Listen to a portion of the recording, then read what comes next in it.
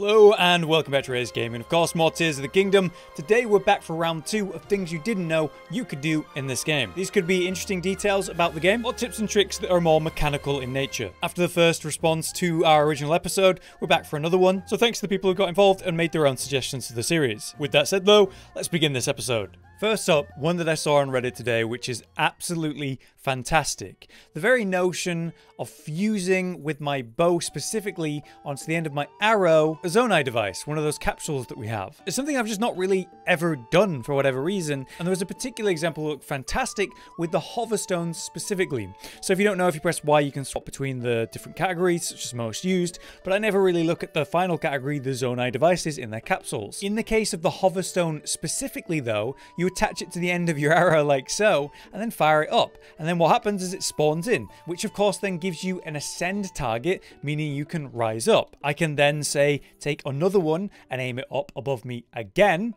and the same thing's going to happen. And this is going to just give us a way to ascend up and up and up on these platforms and position them freely by shooting them out, and they fire and go really quickly. Obviously a lot faster than, say, manually pulling that out and then moving them around into the perfect position. But of course, this does also give us a sort of ascend ladder that we're able to make, which is wonderful because this is something I wanted to talk about in this series, this concept of infinitely ascending using floating platforms. But the problem with this game, for whatever reason, with Ultra Hand is when there's a platform below you or something you want to pick up with Ultra Hand below you, it can be quite awkward. Some objects work for this, but as you can see, this is either just out of range or just doesn't work. So it becomes quite a clunky process. Well, the idea of just shooting them up and above you and quite literally placing them above you like that, well then it just gives you these platforms, this ladder of infinite ascend wherever you want. And all you need are a couple of these in some capsules, which is just such a good idea. But if you don't know where to get those in capsules, you'll need a specific Zonai dispenser.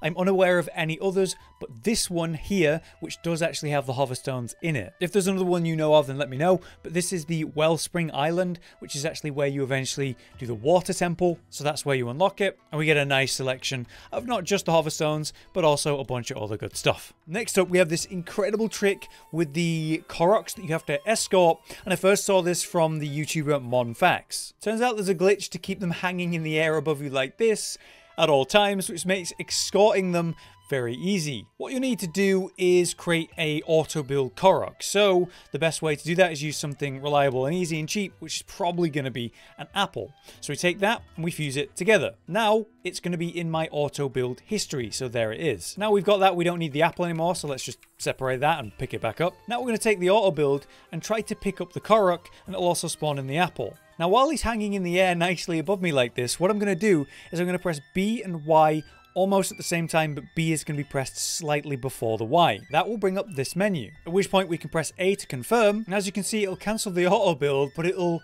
bring auto build back as if it's actually there and it's interacting with the world, but it's not actually up, which means every time I move forward, it stays that distance and height from the relation of how I had him hanging in the air. So now I don't have to build anything to escort him. I can just wander around and he'll float around with me like a spectral ghost of a Korok. Now the problem is you can't use an auto build while this is happening, because as soon as you pull up that menu, it will cancel it. But as you can see, I can reposition and do it a second time to put him even higher than me. And hopefully what this will mean is I can just swim across this river, which would never be possible with a Korok normally. Obviously I'd have to be picking up with Ultra Hand or something, or some sort of Zonai contraption, and I can quite literally just swim across the river without having to pick him up, but he's still hovering above me like so. Now I bring him to his target destination, and of course it works as long as he's in proximity, but I can drop him down by trying to auto build again and cancelling it, which puts him right where we need to be. This is such a fantastic way to overcome some really annoying Korok escorts, so knowing about it should help you. But then we can take this glitch and go a little bit further. We can create a platform that we can stand on and move on, which can be absolutely insanely fast, and obviously it doesn't cost any like battery or Zonite to do, which is crazy. So what we need to do is take a platform like this. Which, by the way, I only learned this recently based on a Twitter comment. But if you press ZL while ultra-handing something, it auto flattens it or puts it straight in that way, which is obviously a really effective way to flatten things without manually doing it, which has saved me a lot of time. So there you go, bonus tip. But much the same, you're going to need to attach something to it, such as, again, an apple. This, much like the Korok, will put it in your history. And again, we don't actually need the apple for this, so we can just take it back. And the idea is that we're going to try to auto build this platform, even though it's right here. By doing the same trick of pressing B and then Y, with Y following B super close, then confirming it with A, it should work, unless you've been a bit too slow about how fast you press B and then Y. It must be very quick for this to work, and you'll know it's worked because that floating platform glitch will happen. There we go. Success. So now I have the auto build hanging in the air. It's going to pick it up and put it in front of me, and now I have this strange floating platform in the same way that a Korok was floating next to me. To get this to be particularly effective as a moving platform for me, though, I need to press it against an object. That way, you know, it can't physically move ahead of me anymore. And if I can get it actually to be straight up above me, of course I'm going to be able to ascend to it. And this is where things get a little bit funky. Once you're on the platform, it's going to try to stay moving away so that it's ahead of you, meaning it's going to fly like so, like a moving platform, depending on where I'm standing. And the further I am, the closer I am to being on top of it, the faster it's going to go. So it's quite funky, as you can see. It takes a little bit of practice to get used to the momentum and the way that it angles and the way that it flies, but by standing in the specific parts of the platform, you can get it to turn, you can have control, and you can see how fast this thing can actually fly, which is incredible to say. It's costing me absolutely nothing to do this. No stamina, no battery, nothing. And at a certain point, I can launch myself into the air and land straight back onto it. And it will glitch a little bit, but if you can get a handle on this, it obviously can be pretty insane and very fast. I mean, this speed that I can reach just like using it as a ground platform is pretty ridiculous, but you will bump into things, so it's probably better to try to get for a floating platform using a tree like I did. Next up, I'm by the cooking pot to talk about one specific food item, that being the golden apples, which have a really unique effect that I wasn't aware of until very recently. I want to share it here. You find golden apples on any apple tree.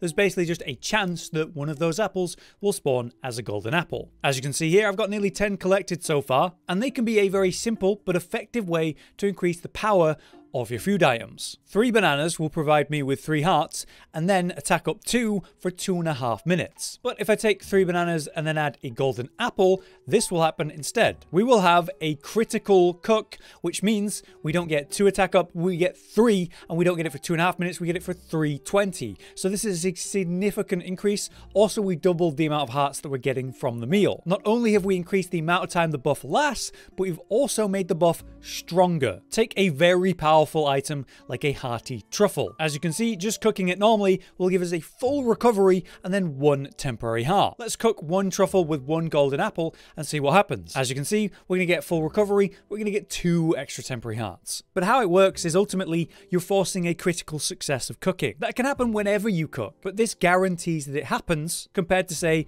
the RNG or waiting until during a blood moon where the odds are through the roof. With just 1 golden apple, you can guarantee this successful crit cook and get the benefits from that. So they're very useful for that purpose.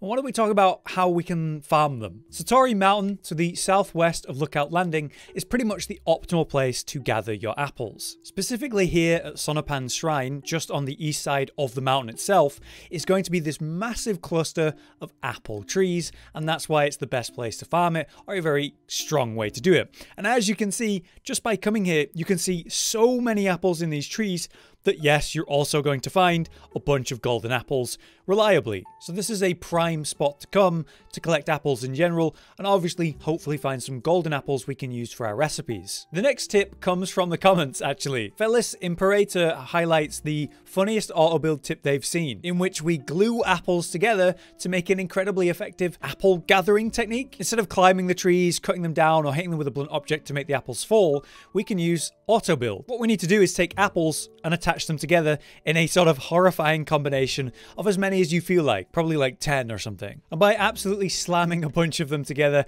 I've created my apple beautiful ball of apple glue. This, like other things we've talked about, will now appear in my history, as you can see. With it being in my history, we can favorite it, and then I can pull this out whenever I feel like collecting apples. And it will pull all of the apples together from the area to put it into this ball, at which point I will simply drop it and pick all of them up. So instead of climbing this tree or knocking it down or hitting it with a blunt object, I can just pull up my Autobuild, pull up my apple ball machine, and it will grab all of the apples from the tree, bringing them into the ball. Then I can put them on the ground and loot them. That's so effective. It's genius. You could also add maybe a couple of golden apples to that mix so that you're able to pull those off as well. Although I like highlighting them in this way so I can easily find them. It depends on how much effort you really want to put into your apple collecting machine. But this location and that method can be a great way to farm apples.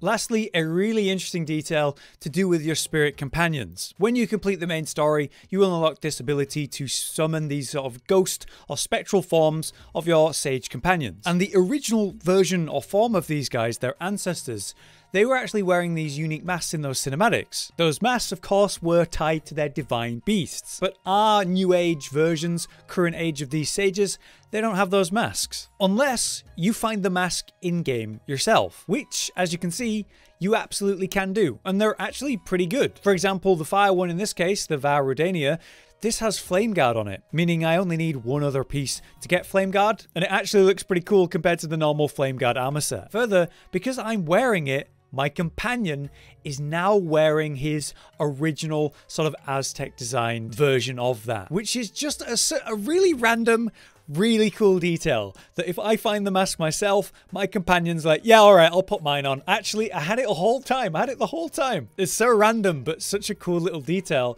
that I found out and I wanted to include in this series. But there you have it, another episode down. That is things you didn't know in Zelda Tears of the Kingdom #2. And if you have anything interesting or mechanically useful like we talked about today, from the interesting mechanic with the Sage Mask, or the glitches, or mechanical benefits of Autobuild, let us know in the comments. And we might just include it in another episode, in which I will of course credit and give you a shout out. For now though, I've been Hollow, you've been you, thanks for watching, we'll see you next time.